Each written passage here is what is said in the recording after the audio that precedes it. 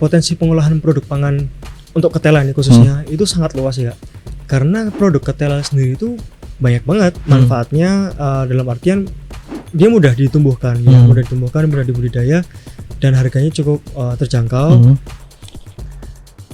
Inovasi pangan di Indonesia sebetulnya sudah dilakukan sejak ratusan tahun yang lalu.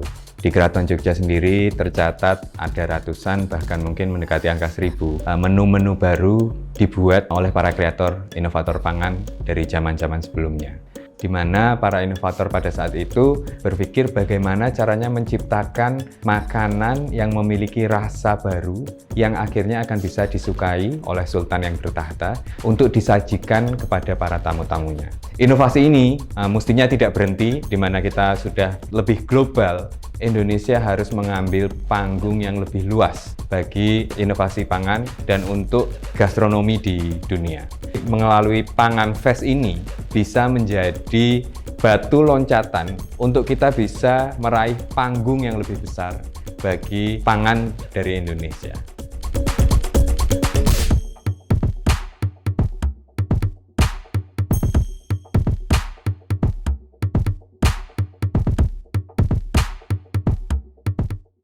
Halo teman-teman, ketemu lagi nih bareng aku Hendy Prabowo, tentunya di Foodcast, For Bill Food Podcast, Building for the Future Now.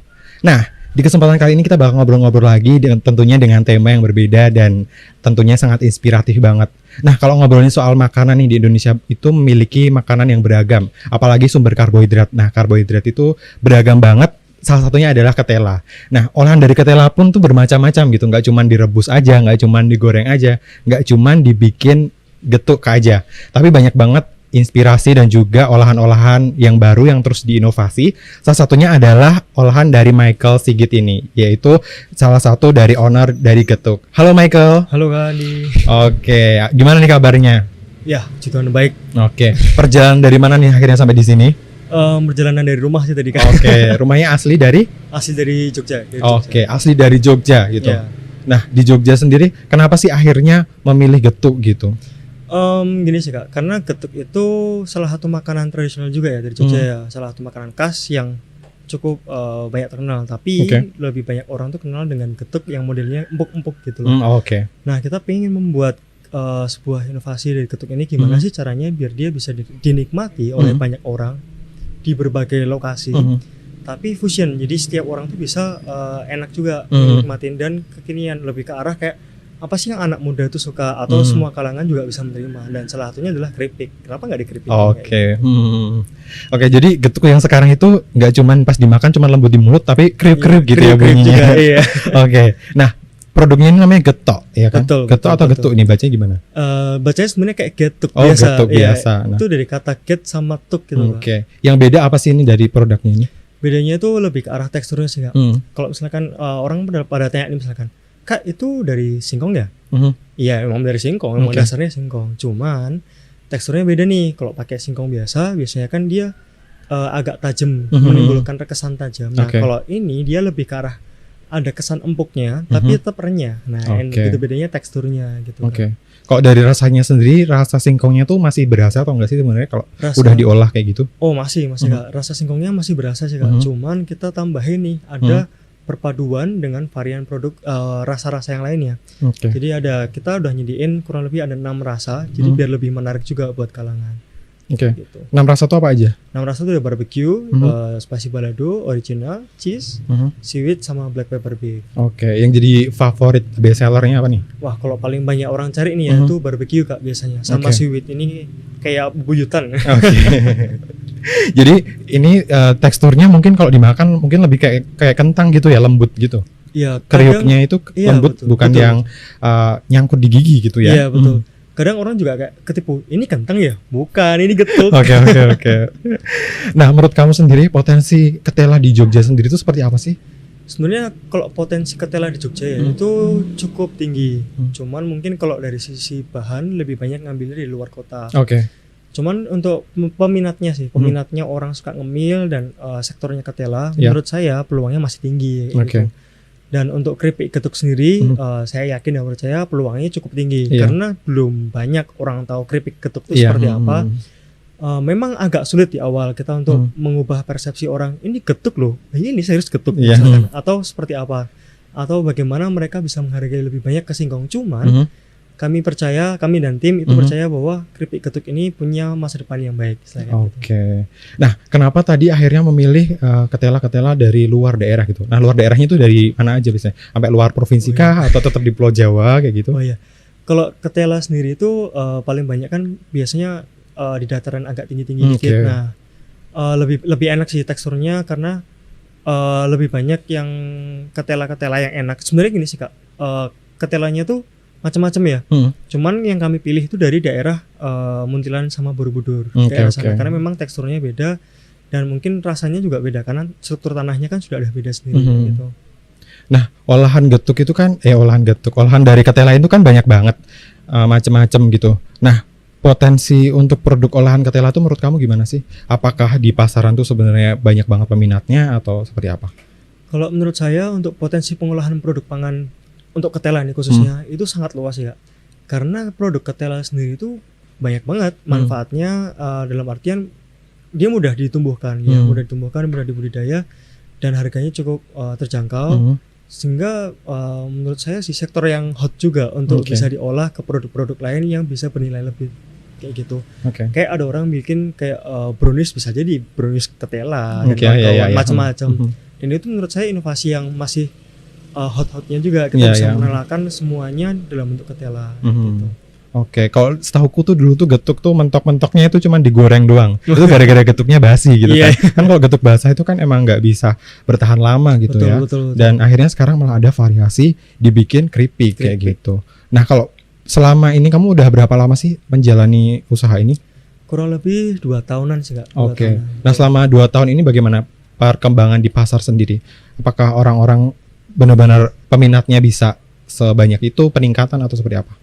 Kalau untuk peminat di pasar ya Kak ya, itu cukup lumayan sih, cukup membuat kita kayak mau terus menjalankan, karena kita mungkin sempat mengalami yang namanya ini apa sih getuk, nggak ada yang nolak pasti. Kenapa? Karena memang mereka belum tahu keripik getuk itu apa. Cuman dengan adanya edukasi, kita mulai lebih rajin lagi kayak memperkenalkan dengan media-media juga. Semakin banyak orang tuh penasaran nih, apa sih getuk itu, apa sih keripik getuk, kayak gimana rasanya.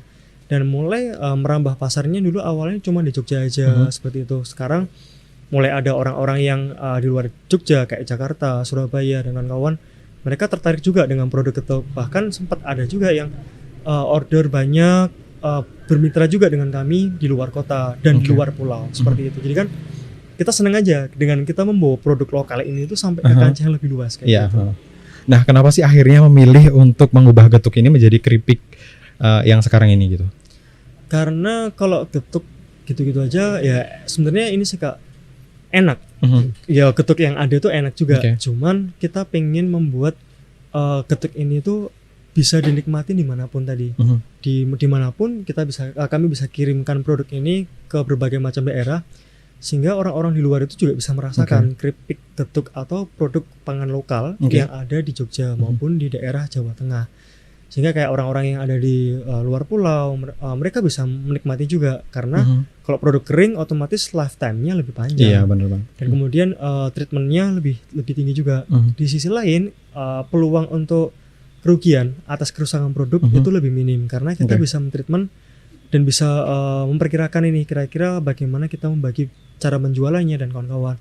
Karena ada lifetime yang cukup panjang, kita bisa bagi penitipan dan kawan-kawan, kita bisa bermitra dengan banyak orang kayak gitu. Tantangannya kan pasti besar banget yang namanya keripik gitu kan. Kalau misalnya di pasaran tuh kita ke supermarket atau minimarket aja, lihat pilihan keripik itu banyak banget gitu. Dari berbagai produk, dari berbagai bahan dan juga varian rasa kayak gitu. Nah, apa sih yang bikin getuk ini jadi spesial banget atau unik dan membedakan dari produk-produk yang lain gitu? Kalau dari kami bilang kalau keripik getuk ini sebenarnya jarang ditemukan. Jadi kalau misalkan kita masuk ke pasar, masuk ke mana misalkan ke Indomaret, ya sebut merek jadinya, maksudnya ke minimarket lah, ke minimarket lah atau kemana. Jadi belum banyak ditemukan keripik getuk. Jadi ketika kita masuk dengan sebagai keripik getuk, saya rasa ini di sektor pasar kayak keunikan tersendiri. Jadi jika orang lain tidak menjual keripik getuk, nah kami mengadakan keripik getuk. Dan untuk pesaingnya pun belum banyak juga kayak gitu. Jadi kayak ada yang keripik getuk lainnya pun juga ada, cuman belum sebanyak dan semenjamur yang lain. Artinya bagi kami peluang masih cukup banyak. Iya, gitu. Masih tetap jadi yang paling spesial gitu ya. Soalnya Iya. belum ada yang kompetitornya kayaknya masih belum ada gitu ya. Iya. Atau mungkin ada tapi mungkin belum terlalu kelihatan gitu Iya, ya. gitu. Nah, awal mulanya kenapa sih akhirnya kepikiran yaudah deh bikin getok aja kayak gitu. Getuk aja gitu. Sebenarnya ini Kak, awal kami memulai bisnis ini itu kan saat kami masih kuliah. Iya. Kami memikirkan apa sih yang bisa kami kerjakan tapi tidak begitu mengganggu jam-jam kuliah. Iya. Atau bisa dikerjakan di sela-sela jam pergantian kuliah maupun hari-hari kosong tanpa adanya kuliah. Iya. Karena dulu kami kuliah dengan disertai praktikum juga Iya, ya. benar. Jadi kami perlu mengatur waktunya juga. Manajemen waktu Iya. ya. Apa sih yang bisa dikerjakan? Kalau buka outlet, ya kita perlu Harus jagain. uang lah, ada yang jagain. Bayar Kalau sewa juga. Iya, bayar sewa. Jadi kayak dengan modal yang ada itu peluangnya lebih gede ketika produknya kering, produknya keripik kayak gitu. Dan salah satunya ya karena memang kita juga suka keripik. Jadi kalau misalkan kami itu mau share ke orang lain ya karena kami juga suka, otomatis ya kami akan bercerita tuh seperti kami menceritakan ini keripik enak gitu. Nah, ketika orang lain suka dan orang lain juga suka ngemil ya. Itu lebih gampang untuk memasukkan ke penetrasi pasar, itu lebih gampang. Nah, untuk proses pembuatannya sendiri itu gimana? Kalau proses pembuatannya sendiri sebenarnya memang sama kayak singkong direbus biasa, jadi getuk dulu. Kemudian ya dipotong-potong dulu, kita melalui proses penyemburan juga. Kami juga habis penyemuran barulah kemudian digoreng supaya kering kayak gitu dan ditiriskan dan sebagainya. Nah, kalau itu misalnya kan ada olahan yang emang dia tuh produk awalnya emang getuk asli gitu kan. Terus daripada besoknya udah kadaluarsa kayak gitu terus akhirnya dibikin keripik, apakah itu memungkinkan untuk dibuat juga atau hal-hal yang seperti itu harus tidak termasuk kategori yang bisa diproduksi? Saya belum pernah nyoba sih jujur aja Kak ya. Cuman kalau untuk produk-produk yang seperti itu mungkin bisa, tapi mungkin melalui treatment yang berbeda. Karena kan ketika sudah di display cukup lama, otomatis tekstur berubah, otomatis rasa mungkin juga bisa berubah. Jadi mungkin ada treatment yang lainnya. Mungkin nih ketika memang sudah ada batasan, ketika ini produk gak laku nih, mau dibuat keripik atau mau dibuat hal yang lain, mungkin ada kayak di riset dulu memang harusan Kak. Jadi kayak sebatas apa sih produk ini masih bisa diolah. Kalau sudah tidak bisa diolah ya jangan diolah. Gitu. Kalau udah rusak kan nggak bisa. Jadi batasannya seberapa. Karena kalau udah mau basi, ini tuh tarafnya seberapa kayak gitu. Jadi karena namanya makanan ya kita perlu kami perlu menjamin juga gitu Kak, ketika kita menyajikan produk itu produk itu aman juga buat yang mengkonsumsi. Jadi memang perlu dipikirkan kembali bagaimana sih pengolahannya kayak gitu. Nah, ini keren banget, sebagai mahasiswa udah kepikiran banget buka usaha gitu. Buka usahanya tuh kuliner lagi gitu kan. Nah, otomatis harus menjalani trial dan error gitu ya. Betul. Untuk membuat resep-resep getuk ini jadi produk yang akhirnya bisa diminati masyarakat. Nah, prosesnya gimana seperti yang udah dilakukan? Jadi prosesnya kami ini sih Kak, buat dulu, otomatis pasti buat dulu. Udah ada produknya, kita coba untuk diri sendiri dulu. Kalau enak, baru kita mulai coba penetrasi ke pasar. Pasar tuh suka nggak? Bagaimana respon pasar terhadap produknya? Orang-orang bilang biasanya kayak blind test gitu ya, atau gimana, kayak kita sodorin aja produknya, kamu suka yang mana, misalkan kayak gitu. Kami menghadirkan misalkan untuk varian rasa baru, misalkan kami biasanya gini sih, mainnya udah kita bikin produknya, kemudian kita bagi-bagi sama orang, cuman bagi-bagi aja, bagi-bagi sama gitu ya? Tapi nggak dimintain bayaran apapun. Misalkan teman-teman nih di kampus kan waktu itu lagi kumpul-kumpul, yaudah tiba-tiba datang aja bawa plastik isinya keripik getuk. Cobain. Menurutmu gimana? Enak nggak? Cobain. Puji Tuhan nagih nih. Begitu nagih kan kita tahu nih, respon pasar enak. Mereka mau sama produknya, ada demand. Pertama kita tahu bahwa ada demand. Kemudian kita cobain, ketika muncul rasa baru, kita buat kayak istilahnya kayak racikannya ya, bumbunya tuh kadarnya seberapa dan sebagainya. Terus kemudian kita lihat orang tuh suka nggak sama yang mana, yang seperti apa, yang pekat, yang nggak pekat dan lain sebagainya. Karena kan menentukan pasar ini akan kemana gitu produknya. Ya kemudian kita ambil jalan tengahnya. Ada orang yang bilang aku suka yang ini, ada yang suka yang ini. Nah kita ambil jalan tengah kayak gitu. Dimana ya kayak ya sama kayak blind test, kayak uji kayak uji nagihnya orang tuh kayak gimana. Karena kalau misalkan kita nggak laluin itu dulu, rasanya eman-eman gitu. Kita udah nyoba produksi, kita coba bikin, kita share ke orang lain. Kalau orang lain nggak suka, ya itu kan jadi sampah. Iya benar banget. Apalagi ini produk makanan kan. Kami nggak mau jadi kayak produk makanan berakhir di tempat sampah tuh kalau bisa jangan sampai harus berakhir di perut manusia lah dengan aman selamat. Gitu. Iya benar-benar.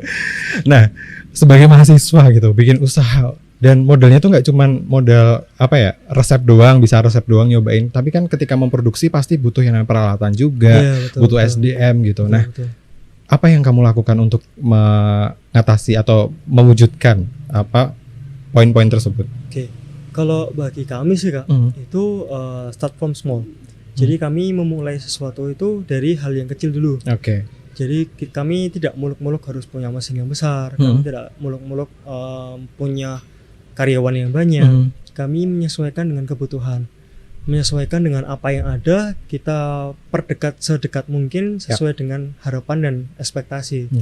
Alatnya sederhana, ya udah gimana caranya biar hasilnya terlihat tidak sederhana, supaya orang lihat oh ini kayaknya udah pakai mesin nih.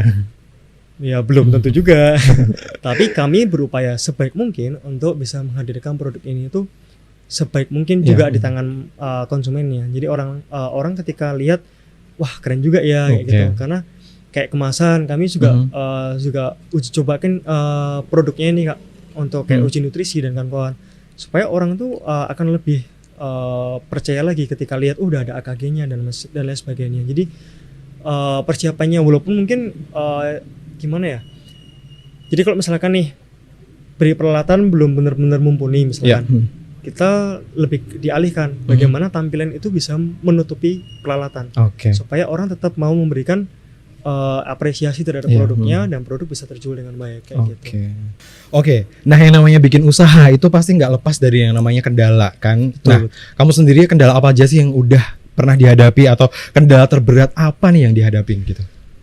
Kalau kendala sendiri ya Kak ya sebenarnya lebih ke arah makro. Jadi di luar dari kemampuan kami, misalnya kayak perekonomian masyarakat, daya beli masyarakat terhadap produk ini. Kemudian lebih ke arah juga kayak mindset orang, mindset orang yang susah untuk dirubah. Misalkan kayak pandangan yang miring terhadap produk singkong. Misalkan singkong apa sih kok murah, kok dijual mahal banget misalkan gitu. Cuman disitulah tantangan buat kami juga. Kemudian di sisi lain juga ada kayak bagaimana cara kami bisa memperkenalkan produk ini itu sampai ke kancah yang lebih luas. Kami belum kenal orang itu, kami belum kenal siapapun itu, tapi kami pengen memperkenalkan produk ini ke mereka. Nah itu kan susah banget. Apalagi ini produk yang mereka bahkan belum tahu ini produk apa. Mungkin kalau kalangan yang sudah cukup berusia itu lebih tahu, karena getuk mereka juga mungkin tahu nih ada kerabat atau orang-orang, teman-teman, relasi yang dari Jogja maupun Jawa Tengah. Cuman untuk pangsa pasar mahasiswa nih, mereka belum tentu tahu keripik getuk atau bahkan tidak tahu nih getuk itu apa. Jadi yang berubah, yang cukup sulit adalah bagaimana kita mengubah mindset tadi, terus memperkenalkan produknya dan bisa buat nge-branding lebih gede lagi gitu. Kayak gitu sih. Nah, untuk membangun usaha ini gitu, otomatis produk-produknya kan harus ada surat-surat izinnya dan lain sebagainya gitu. Nah, bagaimana sih cara untuk memproses surat-suratnya itu biar dapat sertifikat di atas verifikasi kalau ini makanan itu bener-bener gitu loh, bukan abal-abal, bukan yang pakai pewarna yang itu ya ala-ala gitu. Iya, sebenarnya gini sih Kak, untuk memproses perizinan kayak dari dinas kesehatan gitu ya, sebenarnya mudah banget. Apalagi kalau buat teman-teman yang di Jogja, buat kami yang di Jogja itu juga sangat dipermudah sekali. Kami punya koneksi atau kenal juga, maksudnya kami kenal dengan cara kami menanyakan juga ke dinas-dinas, sampai tersesat juga sih waktu itu. Jadi kayak harusnya di dinas kesehatan kami cari sampai dinas UMKM dan kawan-kawan. Mas maaf bukan di sini tempatnya. Itu di dinas kesehatan. Saya kan sana. Kemudian ya udah mulai membangun hubungan juga, kenal, akhirnya Mas besok kami daftarkan. Nah mulai ketika itu kami daftar untuk PIRT dulu Kak. Karena untuk produk makanan itu yang lebih umur simpannya lebih dari 1 minggu itu wajib punya PIRT. Jadi kami utamakan dulu untuk PIRT karena dengan PIRT kami juga bisa menjual produk ini bahkan untuk seluruh Indonesia. Setidaknya sudah ada jaminan dari Dinas Kesehatan. Kenapa? Karena dicek juga lokasi kami produksi, lokasi kami nge-packing produknya, lokasi kami mendistribusikan, penyimpanannya seperti apa dan sebagainya.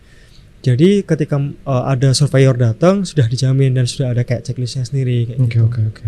Nah, untuk mendapatkan izin ini otomatis apakah harus punya PT dulu kayak gitu atau cukup hanya modal izin aja udah bisa gitu? Sebenarnya kalau untuk usaha usaha UMKM, usaha mikro kecil dan menengah itu tidak perlu harus berupa CV atau PT atau berbadan hukum tertentu untuk mengurus perizinan, Mas. Bahkan untuk perseorangan pun sangat terbuka sekali kayak gitu. Jadi orang yang mau membuat produknya ini bisa lebih menjamin sangat terbuka sekali. Bahkan dinas pun akan membuka tangannya kedua-duanya lebar-lebar. Ayo sini, berinovasilah dan kamu bisa mencari sertifikasi dari PIRT. Sangat terbuka. Jadi benar-benar ketika teman-teman mau bekerja di sektor pangan, membuat produk pangan, jangan lupa langsung urus saja di PIRT. Cuman kebijakan masing-masing daerah berbeda-beda. Ada yang memang disupport dengan difasilitasin bahkan sampai free.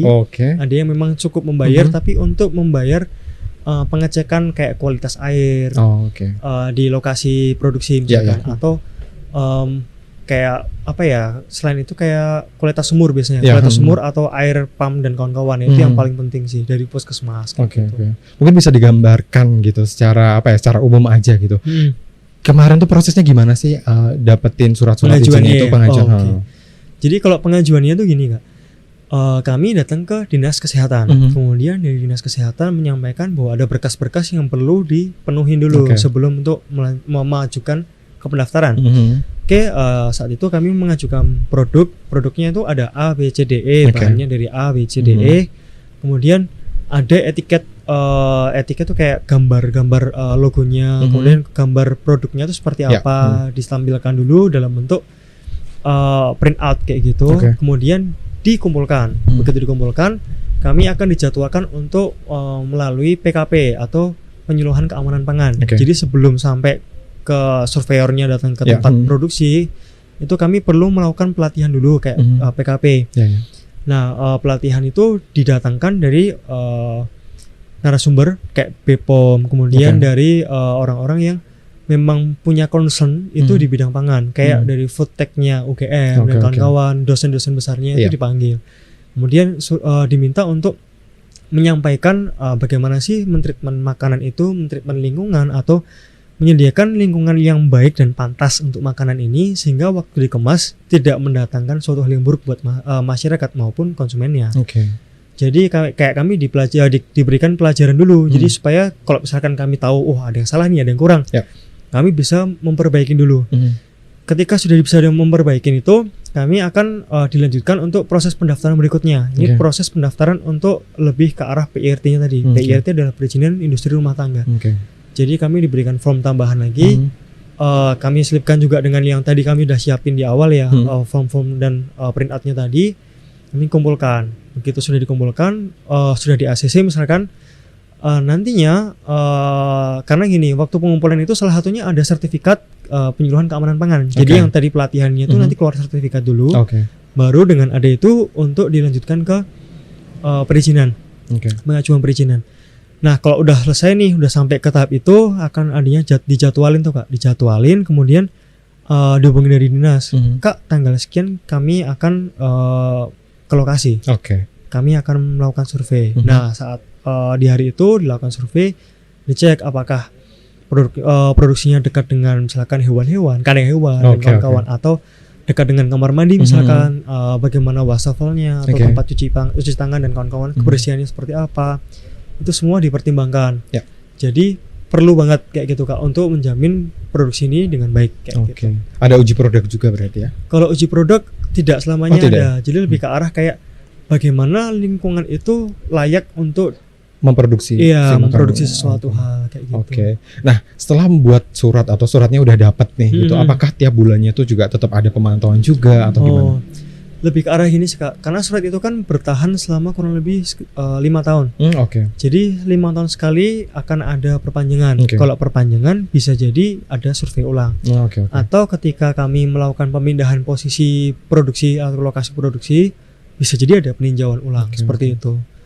Kalau untuk berkala mungkin tidak seketat yang ada, maksudnya kayak tidak misalkan 2 tahun sekali atau misalkan tiap 3 bulan sekali gitu. Enggak juga kayak gitu. Oke. Nah, untuk menjual keripik ini tadi, otomatis kan menghadapi beberapa tantangan-tantangan gitu kan. Nah, tantangan apa aja sih yang menurut kamu paling berat gitu? Tantangan yang paling berat adalah dari sektor bahan dan harga. Jadi lebih ke arah mindset sih sebenarnya. Oke. Gimana mindsetnya orang Indonesia itu tuh adalah singkong ya murah. Padahal sebenarnya kekayaan apapun ya hal yang murah pun ketika dia diolah dengan baik, dengan cantik, dia sebenarnya layak untuk dijadikan suatu produk yang bernilai lebih kayak gitu.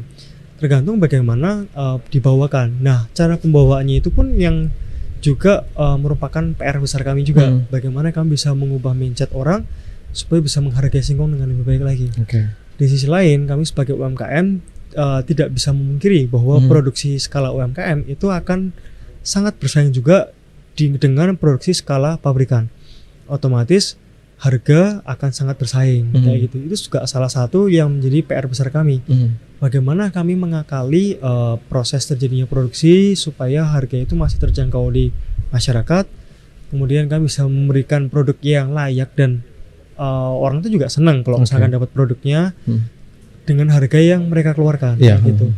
Sembari kami juga bermimpi dan menyediakan strategi juga untuk bisa mencapai di mana kami bisa membawakan produk ini tapi dengan harga yang jauh lebih murah lagi supaya semua orang yang ada di Indonesia maupun juga di luar negeri amin ya bisa merasakan juga produknya gitu kan. Kan enak banget kalau misalkan bisa seperti itu. Jadi enjoy banget dong, kayak istilahnya mimpi besar kami itu bisa tercapai. Walaupun hari ini kami baru lebih ke arah keripik getuk. Next doakan semoga tidak hanya keripik getuk, jadi ada keripik lainnya atau mungkin produk-produk pangan lokal lainnya seperti itu. Syukur-syukur bisa internasional gitu ya, amin. Nggak ada getuk gitu kan ya. Terus itu kayak jadi ciri khas, sebenarnya itu bisa jadi ciri khas Indonesia gitu kan ya. Amin, siapa tahu bisa juga. Iya kan, tiba-tiba jadi suguhan pas di acara-acara TV luar gitu kan, jadi camilannya mereka gitu. Nah, sampai detik ini tuh strategi apa sih yang udah dilakukan gitu sama kamu? Kalau kami sih ya strateginya untuk lebih ke arah penjualan berarti ya. Penjualan kami lakukan dengan online. Karena kami tahu pasar online itu sekarang lagi hot-hotnya gitu kan. Semakin banyak orang itu mudah di online. Transaksi online aja. Transaksi bayar ya udah lewat m-banking lah atau lewat fintech lah dan semacamnya. Atau lewat marketplace. Nah, kami pengen mengudara ke sana. Kami mencoba untuk memasuki penetrasi pasar online. Walaupun sebelumnya kami masih pengen memperkuat pasar offline dulu. Kenapa? Karena kami tahu bahwa pasar offline juga sangat berdampak. Karena ketersediaan misalkan nih kami masuk ke supermarket dan kawan-kawan itu juga membantu kami dengan adanya ketersediaan produk di sana. Orang kalau mau beli di mana? Silakan ke supermarket. Kalau dia di Jogja misalkan. Kalau misalkan dia di Jogja kan nggak perlu online misalkan. Boleh nggak ketemu COD-an atau mereka mungkin teman kampus kami zaman dulu, kami lebih ke arah kayak gitu juga. Mereka juga bisa menikmati walaupun tanpa ongkir istilahnya gitu. Kalau di area Jogja ya kayak jadi offline gitu. Tapi ya atau kita juga lebih ke arah pameran, expo. Jadi kami mengikuti expo, kita memperkenalkan produknya di expo tersebut. Karena bagaimanapun juga pengenalan akan produk itu harus lewat offline dan online. Karena orang itu kalau namanya makanan beli online itu ibaratkan kayak gini, berani nggak berani. Benar. Karena namanya makanan ini enak kayak walaupun dia penasaran ya, tapi kalau udah ada orang pernah nyobain di offline nih misalkan, ketika dia mau beli di online lagi, dia mau repeat order lewat dia lagi di luar kota nih, dia udah pernah ngerasain offline ini dulu. Karena dia udah pernah kita deketin, mereka udah punya nyobain, mereka mau repeat order.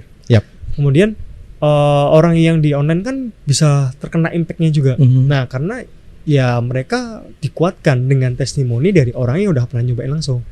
Jadi memang harus sinergis antara yang offline sama online kayak Oke. gitu.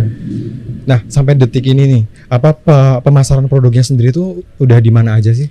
Kalau pemasaran, kalau di online ya Kak ya, Ya. kami ada di Instagram. Jangan lupa Oke. untuk follow sekalian Kak, misalkan mau dukung juga Oke. di @getuk.id. Getuknya GETTOOK.id. Oke. Kemudian di Facebook juga ada, di Facebook page kami. Kemudian di marketplace kayak Shopee, Bukalapak, Tokopedia dan kawan-kawan.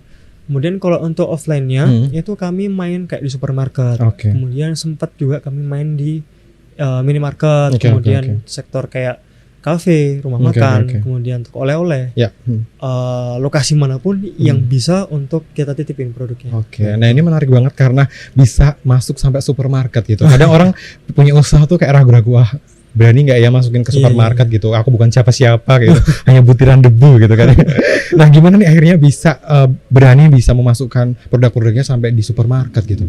Kalau supermarket tuh sebenarnya mudah sih Kak. Mudah dalam artian hanya perlu pendekatan ke bagian pembelian. Kemudian perlu juga ketika kita juga pengen membangun komunitas, perlu juga kita lebih terbuka terhadap peluang. Misalkan ada bukaan nih sebenarnya kayak di Progo dan kawan-kawan, kita pengen masuk ke sana misalkan. Ya udah kita coba masuk, bawa sampelnya produknya masuk ke arah pembelian, bagian pembelian. Tawarin aja, Pak, kalau mau masukin produknya kayak gini, sistemnya seperti apa. Sebenarnya kalau misalkan kami sih mau masukin produk ke suatu hal, itu kita lebih tanya ke sistemnya. Oke. Kalau misalkan sistemnya cocok, ternyata produknya juga cocok dari si mitranya atau di supermarketnya, ya udah gas aja dong, gaspol gitu. Iya, bener banget. Kenapa enggak? Jadi karena kami juga bisa menambah kayak ketersediaan. Kak, aku mau cari ini di mana ya? Udah di sini aja ada kayak gitu. Dengan alasan itulah kami memberanikan diri sih. Walaupun resikonya juga cukup tinggi. Ya. Karena ada resiko untuk retur, untuk produk yang non PKP atau non perusahaan kena pajak, untuk yang kayak gitu perlu lebih treatment terhadap kemungkinan terjadinya retur. Oke. Karena pihak supermarket tidak menanggung kerugian tersebut. Jadi misalkan ada retur, ya udah diatur. Itu tanggungan kami. Jadi ketika itu akal-akalan kita juga sih. Gimana caranya kita bisa membuat produk ini tuh tetap bisa laku di supermarket. Jadi ya lebih baik kami udah nyemplung aja sekalian. Kalau udah nyemplung, sekarang belajar caranya berenang gimana kayak gitu. Jadi biar bisa survive di supermarket tersebut, kayak ngasih promo dan kawan-kawan kayak gitu sih. Oke. Nah, pernah nggak sih punya pengalaman yang kayaknya pahit banget gitu, kalau lagi nawarin kayak buka pintu aja udah diusir gitu? Oh, pernah. Kalau masalah itu setiap usaha ya. Kalau saya mikir sih setiap usaha, apalagi yang dimulai dari kecil, dari awal, orang belum tahu itu perusahaan itu apa, orang tuh belum tahu itu produknya apa, bahkan mereka belum tahu siapa yang nawarin. Iya, gitu. benar. Atau belum kenal lah, memang belum kenal. Ya saya bukan orang yang supel banget semua orang kenal gitu, satu Indonesia kenal, enggak juga. Tapi itu tantangan tersendiri. Banyak misalkan baru mendekat aja nih, belum ngomong, baru lihat wajah saya mereka. Oke, kau jangan mendekat. Itu pernah juga kayak gitu. Serius itu pernah? Iya, gitu. pernah juga. Oke. Tapi namanya udah diniatin ya, udah namanya ikhlas. Saya diajarin juga sama salah satu kayak mentor juga dari HBC itu kayak komunitas di kota Yogyakarta, komunitas bisnis anak-anak muda kayak gitu. Diajarin, kalau kamu mau berwirausaha, ya udah ikhlas. Kalau orang nolak produkmu, menolak tawaranmu, ya udah ikhlas, tersenyumlah kayak gitu. Jadi ketika kita udah mulai menerima diri, ya menerima produknya juga, ketika orang lain nolak, ya udah enggak masalah. Kami selalu percaya bahwa ketika satu orang menolak, belum tentu orang lain menolak. Masih ada berjuta-juta orang lain yang perlu kita tawarin kayak gitu. Jadi siapa tahu juga orang yang awalnya nolak-nolak penasaran juga kan sama produknya. Ini apa ya, kok enak kayaknya, atau misalkan nih misalkan ada teman-teman juga yang awal tawarin enggak dulu gitu. Ternyata teman kami yang lain pesan misalkan. Begitu dicobain, itu apa kayak aku pernah lihat, dicoba enak terus beli kan ya. Ya sama aja kayak gitu. Jadi menurut kami yang penting sabar kayak gitu, walaupun ditolak ya sabar kayak gitu. Nah, untuk memulai usaha getuk ini, modal awalnya itu dulu pertama kali gimana sih? Modal awalnya kami lebih ke arah kayak, ya kan ini grup ya Kak, ada grupnya, ada teman-temannya juga. Ada yang memang merelakan untuk memberikan modalnya. Jadi memang ada pemodalnya, tapi memang masih skala kecil. Kami membentuk kelompok ini dari ukuran yang kecil dulu. Kemudian ketika sudah tahu nih pasar seperti apa, kami udah tahu rancangannya seperti apa ke depan, kami mulai memberanikan diri untuk cari orang yang bisa memberikan injeksi dana lebih. Karena ya kami tahu posisi kami pengen mencoba usaha tanpa modal kayak gitu. Yaudah kemudian puji Tuhan ada yang memberikan dan membimbing juga. Ya mulailah kita mengembangkan bisnisnya itu lebih ke arah yang lebih serius kayak gitu. Nah caranya sendiri gimana? Biar akhirnya ada seseorang yang mau nih berbaik hati memberikan suntikan dana. Kalau itu sebenarnya relatifnya luar biasa sih. Jadi kalau menurut saya setiap orang bisa mencari dalam berbagai macam bentuk. Karena datangnya investasi seperti itu kan bisa dari berbagai macam hal. Dari relasi, dari orang-orang yang memang kita kenal, ada kepercayaan di situ, ada memang orang yang memang bersedia juga. Aku mau biayain misalkan, aku juga pengen berdampak buat orang lain. Ada yang seperti itu, ada yang memang perlu pitchingnya lebih ketat lagi nih, pitching bisnis plannya lebih ketat lagi. Kalau semacam itu kan berarti tergantung ukuran biaya yang mau kita minta atau sepertinya kayak sektor bisnisnya seperti apa, kemudian macam-macam lah. Karena tidak bisa disamakan sektor bisnis A dengan yang B dengan yang C, maupun hanya misalkan nih sektornya pangan, tapi makanan A, B, C ya udah beda lagi, kayak gitu. Jadi menurut saya sih lebih arah kayak ketika ada peluang, ada kayak misalkan business plan competition misalkan, coba aja. Kalau memang bisa menjalankan, ya nggak ada salahnya ngajuin proposal. Tinggal nanti kalau misalkan ditolak, ya sudah bersyukur. Kalau diterima, nggak bersyukur juga. Kayak gitu. Kalau misalkan ada kesempatan lain kayak P2P lending, misalkan orang mau ngumpulin uang bareng-bareng, kemudian uang itu diinvestasikan ke orang lain. Ya itu macam-macam sih Kak sebenarnya. Kalau untuk berinvestasi, kalau menurut saya di dunia kayak media sosial, Instagram dan kawan-kawan itu sudah sangat banyak sekali terbuka. Tinggal gimana caranya kita tuh bisa mendekatkan diri dengan peluang itu. Nah sampai saat ini ada berapa orang sih di Getuk itu? Kurang lebih ada 4 orang sebagai ownernya. Kemudian ada beberapa orang juga sebagai karyawan maupun karyawan lepas. Lebih ke arah kayak tim kerjanya kayak gitu sih. Nah peran-perannya sendiri? Peran-perannya ada yang sebagai ada yang ini sih Kak, ada yang memastikan produksi itu bagus kayak gitu. Ada yang lebih ke arah marketing plan-nya seperti apa. Ada yang juga merangkap juga sebagai administratif. Jadi kayak pembukuannya seperti apa dan kawan-kawan. Kemudian ada yang merangkap untuk desain komunikasi atau kayak kreatifnya gitu loh. Jadi untuk bagaimana kita membawakan produk ini untuk bisa baik di media kayak di Instagram dan kawan-kawan. Kami menyediakan desain-desain juga. Walaupun dengan yang sederhana, tapi kita pengen membawakan paling enggak orang tuh lihat masuk ke Instagram kami itu ya enak dilihatnya kawan-kawan kayak gitu. Kita membawakan produk ini sebagaimana kami ingin orang lihat juga produknya kayak gitu. Jadi ada macam-macam lah gitu Pak. Nah hal-hal apa saja sih yang harus selalu dibawa terus gitu untuk si produk ini agar tetap ada di pasaran terus, ada tetap naik terus dan semakin banyak diminati oleh masyarakat? Kalau menurut saya yang paling penting dibawa sama produknya ini adalah inovasi. Jadi ketika ada orang tanya, karena sebenarnya dari produk A ini produk Getuk misalkan gitu, pikiran saya sebenarnya udah liar gitu loh Kak. Apa sih yang bisa kami kembangkan dari Getuk ini, dari keripik Getuk ini untuk bisa kami penetrasikan ke pasar-pasar yang berbeda. Karena kalau satu pasar mati, pasar lain belum tentu mati. Jadi kami perlu untuk berpikir sekreatif mungkin untuk membawa produk ini itu bisa diterima ke pasar sesuai dengan kriteria pasar masing-masing. Misalkan ke komunitas A, komunitas B, komunitas C, atau kebutuhan A, kebutuhan B, kebutuhan C. Kalau bagi kami bukan hanya ke produknya, tapi apa yang perlu kami siapkan untuk kami bisa ngembangin produk ini bisa lebih baik lagi. Kayak contoh nih misalkan varian rasa itu kan hal yang sederhana ya, tapi bisa jadi varian rasa bertambah, orang juga pengen terus-terusan beli. Kemudian ukuran, variasi. Kedepannya akan kami adakan ukuran yang berbeda. Ada yang besar, ada yang kecil. Untuk sektor orang yang sekali makan habis, ya ada yang sekali makan nggak habis-habis. Makan bersama-sama nggak habis-habis juga misalkan. Atau untuk oleh-oleh.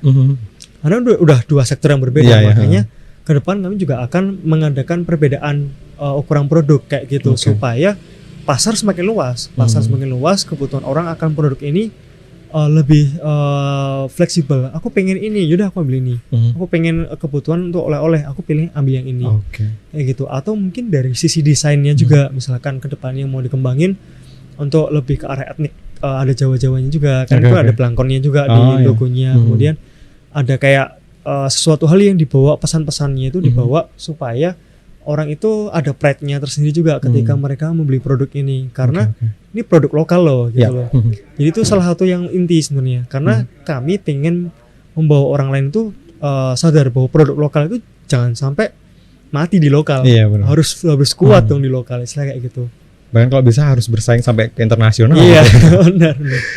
Nah, pasti kan kamu ngalamin tadi hal-hal yang buruk-buruknya gitu kan ya. Gimana sih caranya kamu dan tim ini agar tetap kuat untuk menghadapi ini dan tetap maju terus gitu kan? Biasanya kayak, wah udah gagal nih, udah rugi, udah deh berhenti aja, ganti yang lain atau gimana. Iya, benar. Nah, ini kan timnya bareng-bareng kan. Iya, benar. Isi kepalanya juga beda-beda gitu. Pasti ada yang satunya semangat, yang satunya enggak. Nah, gimana sih bisa tetap kompak, bisa tetap maju terus gitu menghadapi yang namanya usaha ya pasti kayak gini gitu. Betul. Tapi ini menjawab pertanyaannya kan. Pertanyaannya sebenarnya kalau bagi saya adalah sederhana. Sederhananya itu gini, bukan sederhana jawabannya, tapi lebih ke arah dua hal. Pertama adalah visi, kedua adalah komitmen. Ketika visi kami itu udah jelas, kami akan berupaya sebaik mungkin untuk bagaimana visi ini tercapai. Ketika kami mulai dengan keripik ketuk, oke lah, mungkin keripik ketuk belum sebegitu wow ya, karena banyak kendala juga. Tapi bukan berarti kendala ini itu kami menyerah dengan kendalanya, karena bisa jadi di balik kendala ini ada bongkahan-bongkahan emas atau bongkahan-bongkahan yang lainnya itu yang bisa kita terima ketika kita bisa melampaui halangan tersebut. Karena ya macam-macam lah, kami masih melihat adanya peluang-peluang yang belum kami capai di titik-titik tertentu yang potensinya sebenarnya gede banget. Kemudian di sisi lain kami perlu komitmen. Jadi dibilang pemikiran banyak, jelas, karena setiap orang punya pemikiran masing-masing. Setiap orang punya keinginan masing-masing terhadap dunianya, terhadap bisnisnya dan kawan-kawan. Cuman kembali lagi, ketika visi dan komitmen ini bersatu, visi jelas artinya visi sudah dijadikan satu. Pandangan kami terhadap perusahaan ini ke depan satu, tinggal bagaimana cara kami untuk ke arah sana. Berarti kan caranya aja yang banyak banget pemikirannya. Tinggal kalau kami sih lebih ke arah gini, A, B, C, misalkan ada plan A, B, C, D, E, mana yang lebih banyak menguntungkan kami. Dari sisi kemudahan kami bisa melakukan dengan cepat, melakukannya dengan mudah tanpa ribet, misalkan modal murah tapi bisa mendongkrak penjualan. Kalau itu terpenuhi semuanya, gas aja. Walaupun mungkin misalkan nih saya mengusulkan ini ke dalam tim misalkan, belum tentu diterima. Tapi ketika ada penilaian terhadap usulan lain yang lebih jos istilahnya gitu, ya kenapa enggak? Kalau saya sendiri yaudah ayo gas gitu loh. Ya syukurnya adalah ketika kita bisa menemukan partner yang tepat, mau di kondisi terpuruk apapun kita masih bisa bangkit. Tapi kalau misalkan kita udah salah milih partner duluan, ketika kita terpuruk ya udah kita ditinggalin. Jadi itu lebih ke arah komitmennya sih. Kita komitmen sama mereka kayak gimana. Yang penting tetap pegang komitmen dan tetap percaya diri untuk maju terus gitu ya. Betul. Nah mungkin terakhir pesan buat teman-teman yang ada di rumah nih yang masih malu-malu atau takut-takut nih buat buka usaha gitu. Dan bukti nyatanya tuh udah ada gitu, sangat menginspirasi banget, masih mahasiswa akhirnya jadi pengusaha gitu. Apalagi di tahun sekarang harusnya anak-anak muda Indonesia tuh jadi pengusaha, bukan jadi buruh lagi ya kan. Harus menciptakan lapangan pekerjaan gitu kan. Ya mungkin ada tips-tips terakhir atau pesan. Kalau menurut saya sih Kak, dulu saya pernah dikasih tahu sama orang gitu. Ini salah satu hal yang menurut saya memang penting banget gitu. Semua hal besar atau every big things start from small thing. Jadi memang kalau misalkan awal kita nggak punya modal apapun, kita pengen punya usaha. Dulu saya juga seperti itu. Maksudnya dulu saya cuma bermodalkan mimpi. Saya mimpi pokoknya nggak mau tahu. Saya pengen punya usaha. Saya pengen punya suatu hal yang saya kerjakan sendiri. Entah itu menghasilkannya besar atau kecil, saya nggak peduli. Yang penting saya mau mencoba itu. Karena kalau besar ya saya bisa membantu keluarga saya lebih banyak. Kalau kecil saya bisa belajar lebih banyak. Karena banyak hal yang bisa saya lakukan di situ. Tapi namanya berusaha, kami pasti akan mengarah ke hal yang besar. Jelas dong, namanya usaha kan kita pengen mengembangkan usaha ini sebaik mungkin, Iya. seberdampak mungkin. Nah, lebih ke arah situ, nguatin dari diri sendiri, Mhm. dari diri sendiri. Apa yang kita pengen dapetin dari usaha, apa yang kita pengen berikan di usaha itu, apa yang ingin kita ciptakan dari usaha itu Oke. untuk orang lain maupun untuk diri kita sendiri. Itu ditanemin dulu. Oke. Kemudian saya selalu bilang apapun itu bisa dimulai dari hal kecil. Dari hal yang tanpa modal pun juga nggak masalah. Oke. Jadi saya jualin produk orang lain pun nggak masalah juga. Ya. Karena ketika kami menjualkan produk orang lain, saya sebenarnya juga lagi belajar gimana cara jualan dan sebagainya, gimana cara saya bermitra dengan orang lain. Kemudian macam-macam lah. Itu kan sudah kayak melatih. Jadi kayak tidak harus saya harus punya usaha sendiri dan kawan-kawan dulu, tapi perlu juga kayak nggak masalah kalau misalkan aku buka usaha kayak toko makanan online, tapi kan saya bisa ngambil produknya dari orang tuanya. Itu juga usaha. Iya. Namanya bisnis ya, yang penting jualan, menjual suatu hal, menukarnya dengan uang kan gitu. Iya benar. Jadi banyak macamnya. Kemudian mulai dari apa yang kita bisa. Oke. Mulai dari apa yang kita bisa, mulai apa yang memungkinkan. Jadi kayak nggak usah muluk-muluk. Misalkan punya uangnya, misalkan modalnya 500.000. Ya udah 500.000 ini bisa dapetin apa? Bisa buat apa? Nggak jadi kayak 500.000, nggak punya mesin nih, nggak bisa jualan. Gitu. Iya. Mesin harganya 16 juta misalkan, harganya 20 juta, nggak bisa jualan. Padahal 500.000 lumayan juga. Iya. Tinggal bikin toko misalkan, ngambil produknya, misalkan jadi resellernya Ketuk atau resellernya yang lainnya juga. Cuman modalkan foto, masuk situ promote 500.000 buat promote, ada pembelian, selesai. 500.000 modal juga. Maksudnya bisa bisnis gitu Kak. Dengan acara apapun kayak gitu. Jadi jangan takut untuk memulai sesuatu. Oke. Jadi nggak perlu nunggu punya modal banyak dulu baru akhirnya bertindak ya. Betul. Tapi benar-benar mulailah dari hal kecil untuk menjadi besar. Betul. Oke, terima kasih sudah menginspirasi di episode kali ini, luar biasa banget. Pengusaha muda, masih mahasiswa, udah jadi pengusaha. Sukses terus untuk produknya. Amin. Terima kasih. Dan yang pasti jangan lupa untuk kunjungi terus websitenya Forbil di forbil.id dan juga Instagramnya, follow juga di @forbilinst atau Forbil Instagram gitu ya. Dan jangan lupa juga untuk saksikan YouTube channelnya Forbil dengan episode-episode podcast yang lainnya, dengan tokoh-tokoh inspirasi yang lainnya di episode-episode selanjutnya. Oke, terima kasih, saya Hendy Prabowo pamit, sampai ketemu lagi, bye-bye.